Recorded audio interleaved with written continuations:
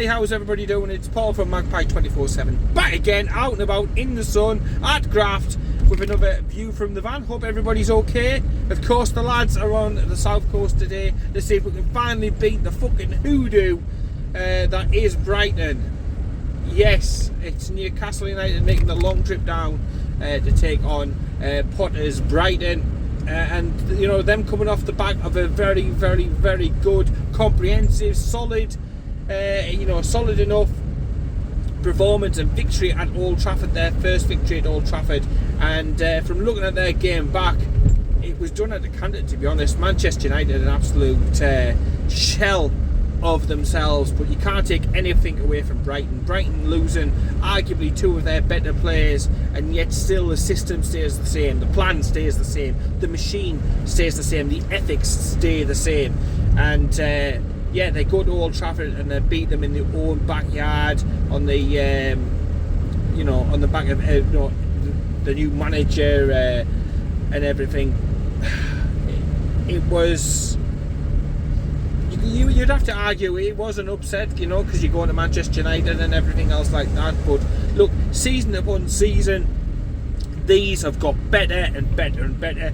They've still got some really good, talented players, and the way they play the football without fear, without anything, is to be, really applauded. And a lot of that, you could argue, is down to the two Dans that we've poached.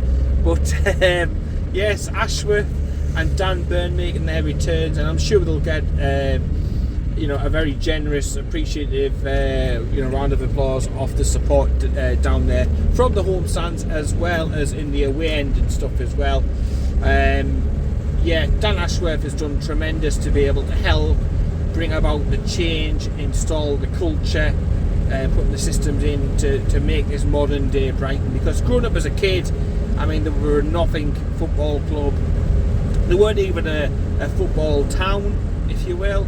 Not a traditional area where you'd think of football and anything. And I remember the days when they were at the Withdean and stuff like that, which was, I mean, it certainly wasn't any better than the Gateshead Stadium that I played at for a long time. But now they've got a fantastic stadium, great manager, some cracking players, and they're more than an established Premier League team. And they're looking, as we are, to sort of break into that top half of the table and really, really push on. So yeah, fantastic job done, down there.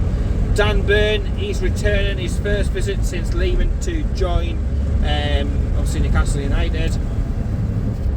It will be a big day for him, no doubt about it, and I expect him to start. I expect most likely an unchanged team from last week. The question mark comes, do you drop Mickey, who maybe flattered to deceive, out in that right midfield position? Do you bring in somebody like Fraser to give you a little bit more not so much work rate, but grit, determination? Do you do that, and do you put him in there for the fact that when he gets into the position he will cross, where Miggy, like I touched on before, I think it flattering to deceive. He didn't have a bad game at all against Nottingham Forest last time out, but certainly a frustrating performance when he's getting into the positions and he's not quite producing the goods, when he's trying to put it onto his other foot, when he's overrunning it, when he's not just whipping it in straight away.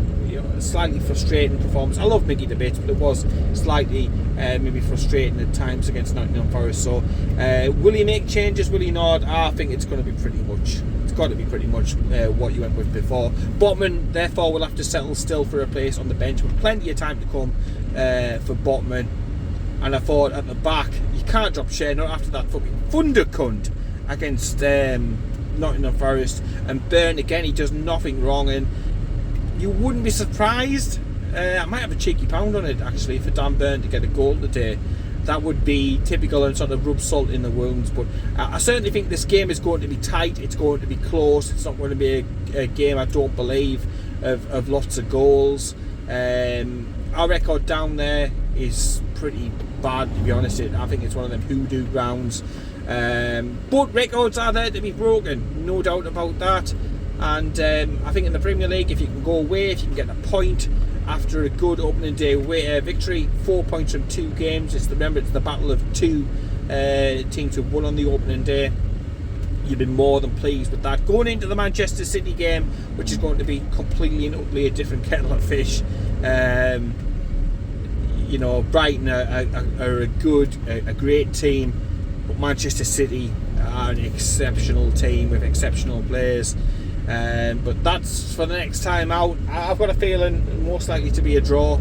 2 confident sets of players, 2 sets of players who are working through a system, a purpose. We've got set piece specialists, we've got game plans, we've got everything going up, and I just think it may be one of them games where it cancels each other out and it ends up in some sort of draw or something like that. And I think you'd be happy with that at the end of the day. A little bit disappointing we still haven't added to the group, but I think Eddie Howe touched on that in his press conference, that you know, hopefully in the next week something does happen. But I think we always knew, because loans are a part of the end of our business, it would be towards that latter period that when we see you know, what other loans we can get in, that then dictates what budget is left over, and therefore what players and what options we can go for. Paqueta still being rumoured and linked absolutely left, right and centre. So I'd be over the moon with anybody of, you know, his quality and his skill set and what he could bring to you know, our team and stuff like that. But still 100% confident we're going to bring players in before the end of the month, before the deadline. So really still calm, still relaxed about that, because you only have to cast your mind back to a year and the absolute shower of shit we were in, chasing Chowdhury, who's just actually got his fucking move. The one that got away, he's gone to Watford, hasn't he?